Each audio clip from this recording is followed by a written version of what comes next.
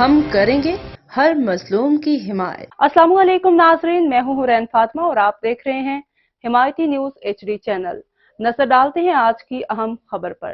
Provincial disaster management authority PDMA نے پنجاب کے مختلف اضلاع میں آج رات سے آندھی اور گرج چمک کے ساتھ بارش کی پیش گوئی کر دی ہے۔ ترجمان PDMA کے مطابق آج پنجاب کے بیشتر اضلاع میں موسم گرم اور خشک رہے گا، تاہم شام اور رات کو بیشتر اضلاع میں آندھی اور گرج چمک کے ساتھ بارش کا امکان ہے۔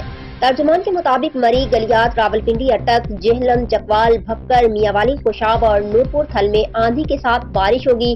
PDMA کی جانب سے جاری فور کاسٹ کے مطابق لاہور، سرگودھا، منڈی بہاؤالدین، گجرات، گوجرانوالہ، سیالکوٹ، ناروال، قصور، اوکاڑہ اور ٹوبہ ٹیک سنگھ میں بھی بارش کا امکان ہے۔